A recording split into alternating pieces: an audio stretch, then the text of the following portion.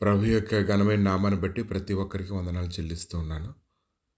ఈ ఉదయకాలాన్ని దైవ సన్నిధిలోని కనిపెట్టుకోవడం ద్వారా గొప్ప ఆశీర్వాదాలు ప్రతి ఒక్కరు కూడా పొందుకోగలుగుతారు. కీర్తన గ్రంథము 118వ అధ్యాయము 20వ వచనం. ఇది యెహోవా గుమ్మము, నీతిమంతులు దీనిలో ప్రవేశించెదరు. కనుక నీతిమంతులు యెహోవా గుమ్మములో ఎలా ప్రవేశించగలరు? కనుక మనం ప్రార్థన చేస్తూ ఉన్నప్పుడు, ఆయన సన్నిధిలో కనిపెట్టుకుంటూ ఉన్నప్పుడు, ఆయన యొక్క గొప్ప సన్నిధి మనల్ని కమ్ముకుంటూ ఉన్నప్పుడు, అదృశ్యకరంగా ఉండేటువంటి ప్రత్యక్షత కలిగినటువంటి గొప్ప సన్నిధిని మనం అనుభవించగలుగుతాం. మార్కు సువార్త 1వ అధ్యాయము 21వ వచనం నుంచి కొన్ని వచనాలు చూసినప్పుడు, అంతటి వారు కపెర్నహూములోనికి వెళ్ళిరి. వెంటనే ఆయన విశ్రాంతి దినమున సమాజ మందిరంలోనికి పోయి బోధించెను. ఆయన శాస్త్రుల వలె కాక అధికారం గలవాని వలె వారికి బోధించును గనుక వారు ఆయన బోధకు ఆశ్చర్యపడిరి. ఆ సమయమున వారి సమాజ మందిరంలో అపవిత్రాత్మ పట్టిన మనుషుడు ఒకడు ఉండెను. వాడు నజరేయుడు ఒక యేసు, మాతో నీకేమి? మమ్ము నశింపజేయుటకు వచ్చితివా? నీవెవడవో నాకు తెలియను, నీవు దేవుని పరిశుద్ధుడవని కేకలు వేసెను. అందుకు యేసు ఊరకుండము, వారిని విడిచిపోమ్మని దానిని గద్దింపగా, ఆ అపవిత్రాత్మ వారిని విలవిలలాడించి పెద్ద కేక వేసి వారిని విడిచిపోయాను.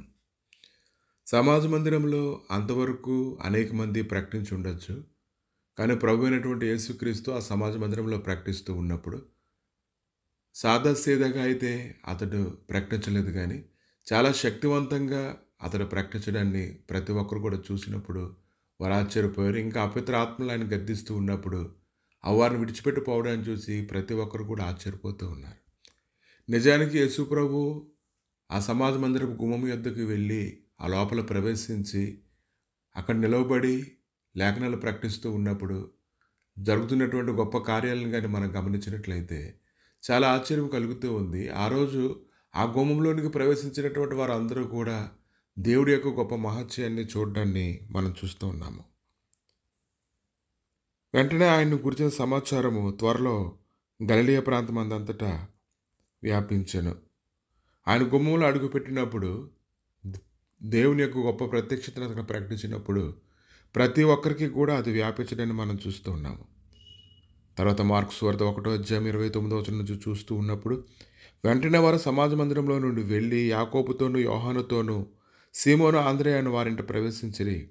సీమోను అత్త జ్వరంతో పడి ఉండగా వెంటనే వారు ఆమెను గూర్చి ఆయనతో చెప్పిరి. ఆయన ఆమె దగ్గరికి వచ్చి చేయి పట్టి ఆమెను లేవనెత్తెను. అంతటి జ్వరం ఆమెను వదిలిన గనుక ఆమె వారికి ఉపచారం చేయసాగెను. సాయంకాలం పొద్దుగుంకినప్పుడు జనులు సకల రోగులను దెయ్యములు పట్టిన వారిని ఆయన వద్దకు తీసుకుని వచ్చిరి. పట్టణం అంతయు ఆ ఇంటి వాకిట కూడి ఉండెను. కనుక ప్రభు ఎక్కడుంటే అక్కడ అద్భుతాలు జరిగాయి. నీతిమంతుడు ఎక్కడుంటే అక్కడ దైవ సన్నిధి ఉంటుంది. గొప్ప కార్యాలన్నీ వాటిని మనం చూస్తూ ఉంటాము. ఇంకా ఆయన నానావిధ రోగముల చేత పీడింపబడిన అనేకులను స్వస్థపరిచి అనేకమైన దెయ్యములను వెళ్ళగొట్టెను. అవి తను ఎరిగి ఉండినందున ఆయన దెయ్యములను మాట్లాడనీయలేదు. ఆయన పెందల కడనే లేచి ఇంకనూ చాలా చీకటి ఉండగానే బయలుదేరి అరణ్య ప్రదేశమునకు వెళ్ళి అక్కడ ప్రార్థన చేయుచుండెను.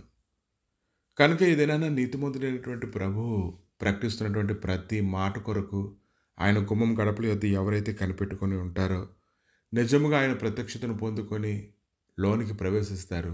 అప్పుడు సర్వశక్తిమంతుడైన జీవం కలిగినటువంటి దేవుని యొక్క గొప్ప మహత్యాన్ని వారు చూస్తారు.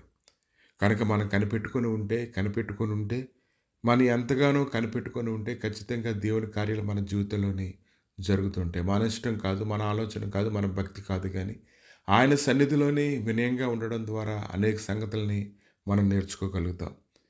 కనుక ఈ దినాన పట్టణమంతా ఆ గుమ్మం గడపల యొద్ద కనిపెట్టుకుని ఉండడాన్ని మనం చూస్తూ ఉన్నాము. కనుక ఈ దిన నువ్వు కనిపెట్టుకునే విధానాన్ని నువ్వు పరిశీలన చేసుకున్నట్లయితే, ఆ పరిశీలనలో నువ్వు సరిగా ఉన్నావు లేదో నువ్వు తెలుసుకుంటే ఖచ్చితంగా గొప్ప బలము శక్తితో నువ్వు నింపబడతావు. నువ్వు ఒప్పుకుంటే ఆయన మహత్యాన్ని చూస్తావు. ప్రభా, నీ దయగలిగిన హస్తాలకు తండ్రి సమయాలు అప్పగించుకుంటుండగా నీ గుమ్మం గడపల యొద్ద కనిపెట్టుకునే భాగ్యం ప్రతి ఒక్కరికి అనుగ్రహించండి. విసిగిపోక వేసారిపోక నీ సన్నిధిలో కనిపెట్టుకుని ఉంటుండగా తండ్రి నాయన నీ గొప్ప కార్యాలు చూడగలుగుటకు సహాయం దయచేసి నీ మహిమతో నాయన వారిని నింపమని బలపరచు కొరకు చూపించమని యేసుక్రీస్తు నామములు అడిగి వేడుకుంటున్నాము తండ్రి. ఆమేన్.